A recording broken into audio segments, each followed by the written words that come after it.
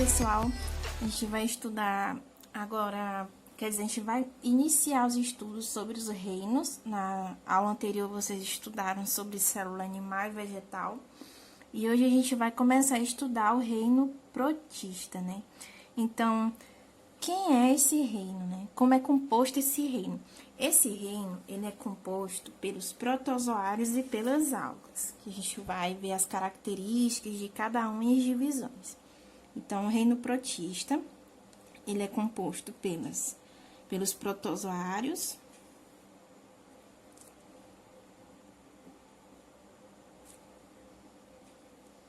e pelas algas.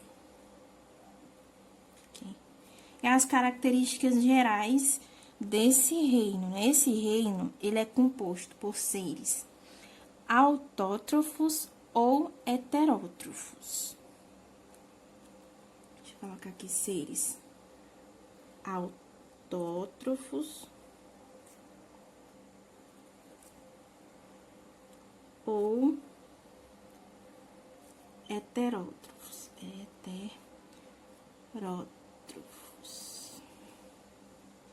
E o que são seres autótrofos e heterótrofos?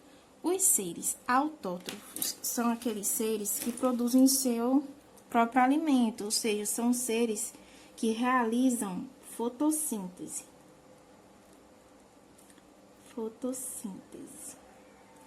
E os heterótrofos são seres que não realizam fotossíntese, que são os demais animais, não realizam fotossíntese. Os autótrofos são aqueles que realizam fotossíntese, nesse caso as plantas, e os seres heterótrofos são aqueles que não realizam fotossíntese, que são os demais animais. Então, os protozoários, eles podem ser desses dois tipos. O reino protista, na verdade, os seres do reino protista podem ser autótrofos ou heterótrofos. Eles também podem ser eucariontes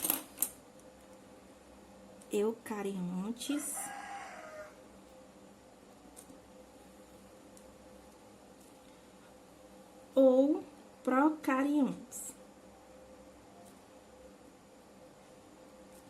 Vamos entender aqui qual a diferença de um para o outro. Os seres eucariontes são os seres que possuem o seu material genético delimitado por uma membrana nuclear. Material genético delimitado por uma membrana nuclear. Essa membrana nuclear também é chamada de carioteca. E os procariontes, eles possuem seu material genético solto dentro da célula. Vou fazer um desenho aqui para vocês entenderem melhor. Material genético solto na célula.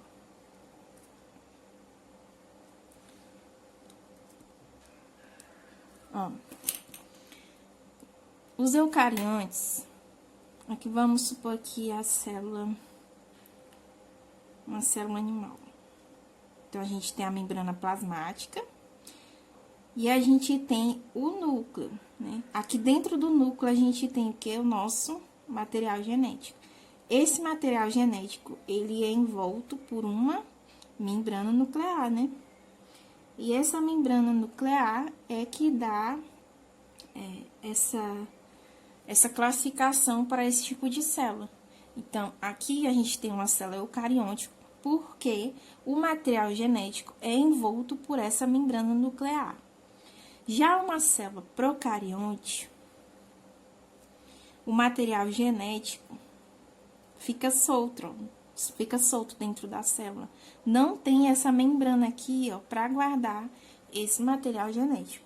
Então, essa é a diferença, ok? Outra característica do reino protista é que a maioria desses seres, eles são de vida livre. a maioria deles são de vida livre. Isso quer dizer que eles não precisam, né, de outro animal ou de outro corpo para sobreviver. Por isso que se diz que eles são de vida livre. Deixa eu anotar aqui.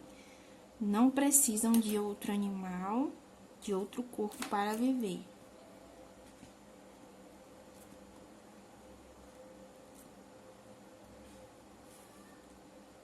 De outro corpo para viver, certo? Mais um. Eu disse aqui que a maioria são de vida livre, mas também existem alguns que são parasitas, né? Que vivem dentro. Eita, errei aqui. Parasitas. Precisam de outro corpo para poder sobreviver, né? Tem alguns indivíduos do reino protista que trocam benefícios.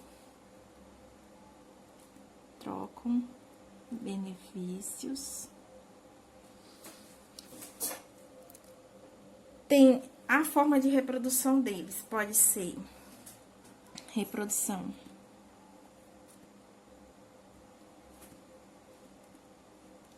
pode ser de duas formas, né? Que é a assexuada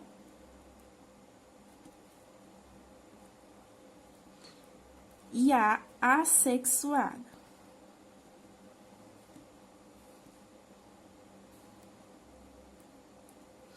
Assexuada é quando ocorre a fusão de gametas. Fusão de gametas. E quais são os gametas que existem, né? Da fêmea é o óvulo e do macho é o espermatozoide, ok?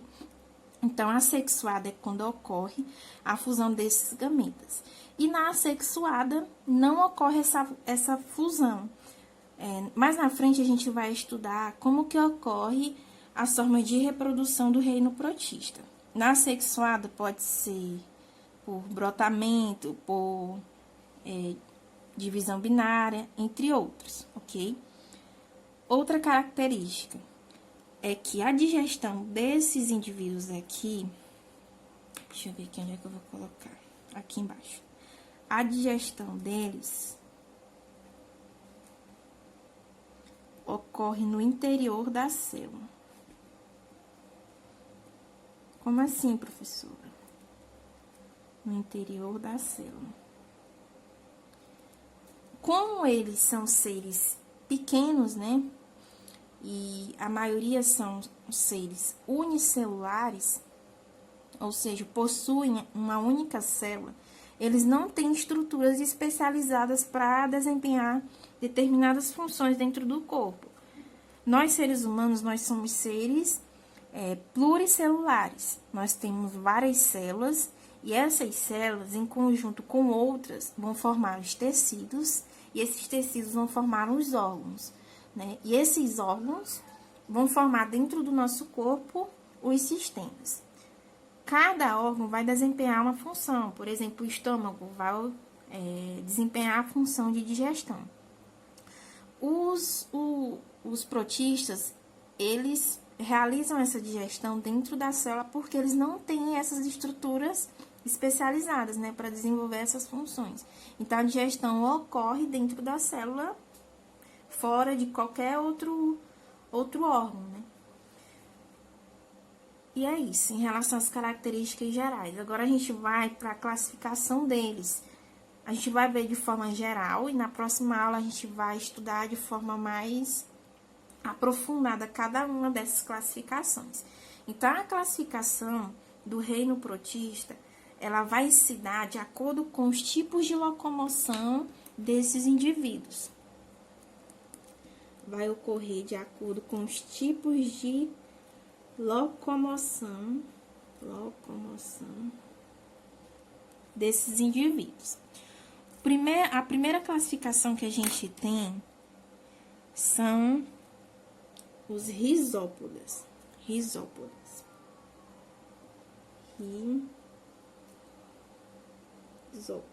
Ok? Também chamados de risópodes.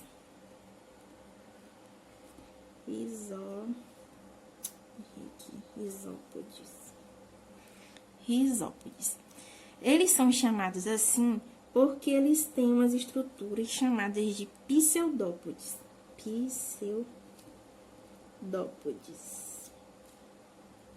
Um exemplo de rizópode, a gente tem as amebas. Vou desenhar aqui uma ameba para vocês verem. Ela é mais ou menos assim.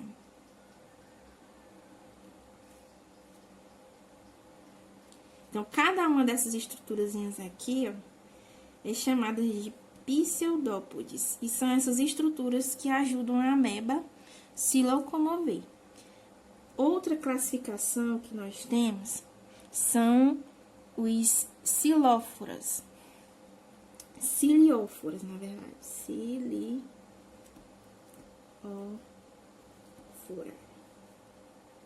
Que também são chamados de ciliados. O que é que eles têm para se locomover? Como o próprio nome deles diz, né? Na classificação, eles possuem cílios. Vou desenhar aqui para vocês verem como que é mais ou menos.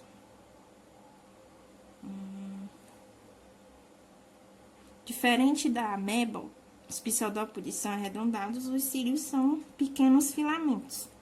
E esses filamentos ajudam esses indivíduos a se locomover. A terceira classificação são os mastigóforas.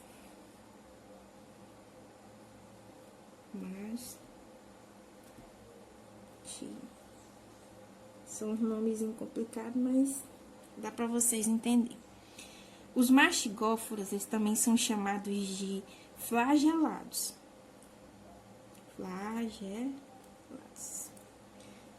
Então, dependendo da nomenclatura, você dá para identificar qual é a estrutura que ajuda esse indivíduo a se locomover. O mastigófora, que também são chamados de flagelados, eles têm uma estrutura chamada de quê? De flagelo, para se locomover. Ó.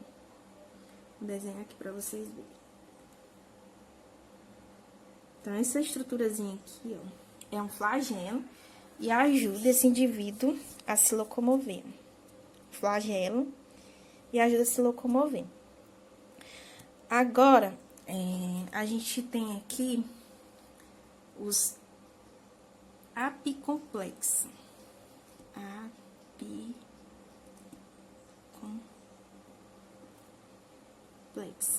Então, que também são chamados de esporozoários.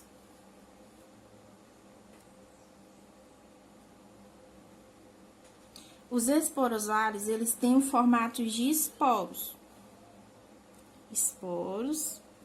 E eles não têm estruturas de locomoção. Sem estruturas de locomoção.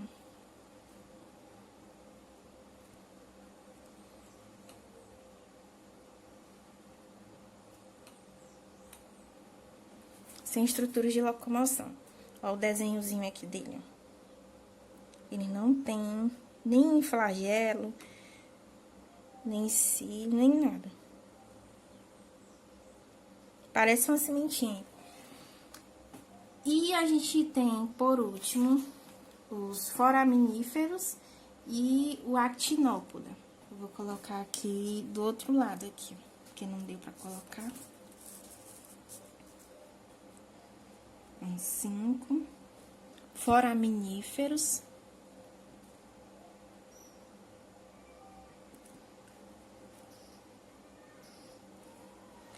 E o actinópoda.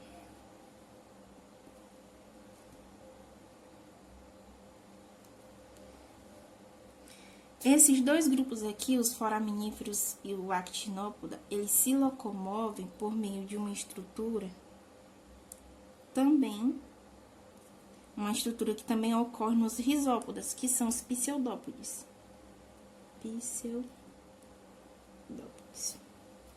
Então, dentro da classificação, a gente tem 6, na verdade, 6 classificações de acordo com o tipo de locomoção desses indivíduos.